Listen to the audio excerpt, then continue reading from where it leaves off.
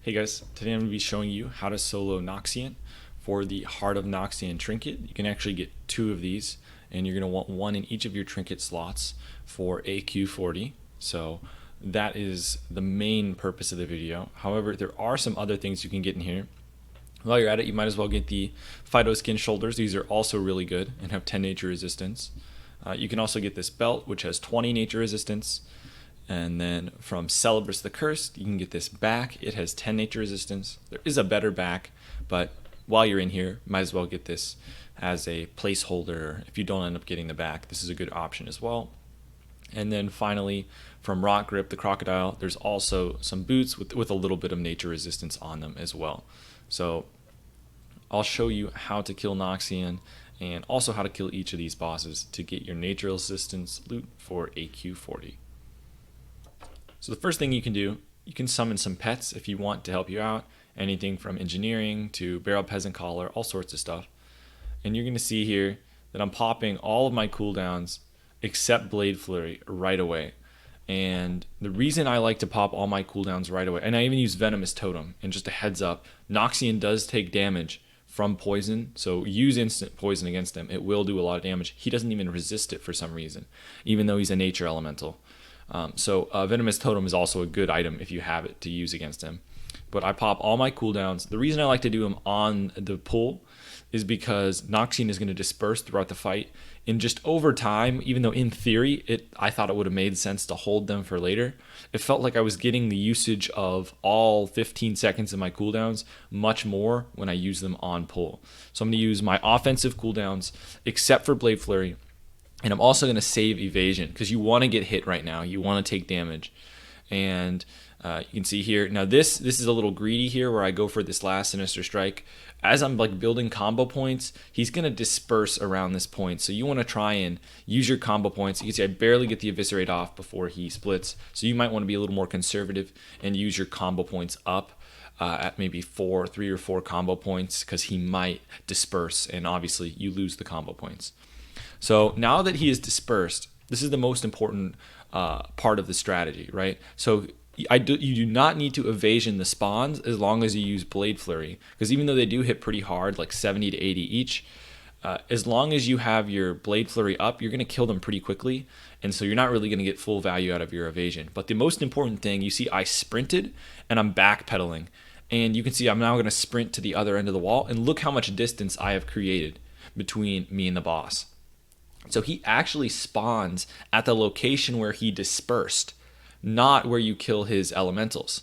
And so if you run to the other side of the room, you're going to be able to get a huge band-aid off, and it is really going to, be night and day difference between killing the boss. And I want to show you really quickly. You can see that I actually do get poisoned right before the disperse, like the exact second the disperse goes off. And it doesn't matter. So it doesn't matter if you get poisoned, the dot is going to expire by the time you have kited the spawns to the other end of the room and by the time the boss comes back. So even the debuff is not that big of a deal. Just make sure that you're aware of it, right? And don't immediately band-aid if it has like 1 second left.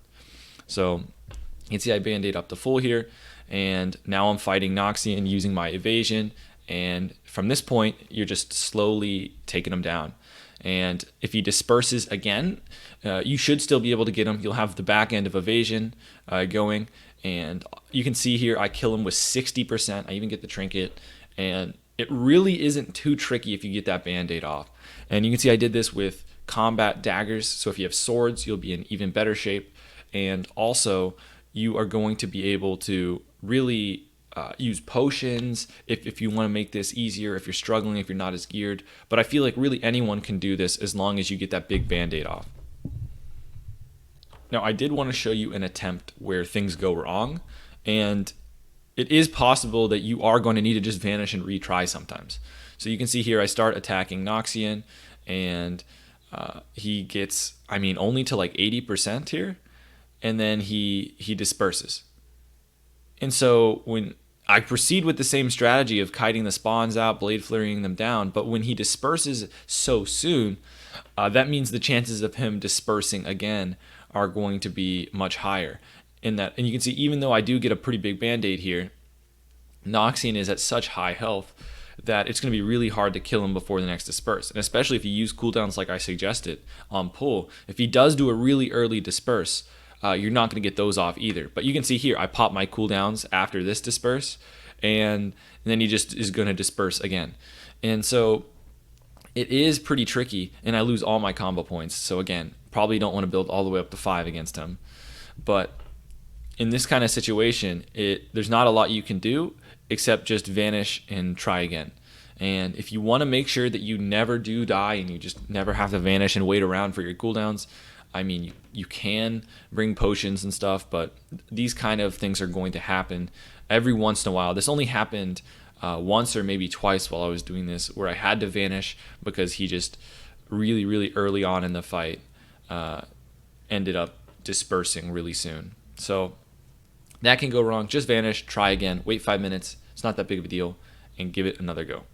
I did really want to briefly show the other bosses you can kill in here. So this is Razor Lash, and he's pretty close to Noxxion too. So you can go kill this guy while you're waiting for cooldowns and stuff on Noxxion if you want. And he's pretty easy to kill. You don't really need any cooldowns, I don't think, as long as you're relatively decently geared.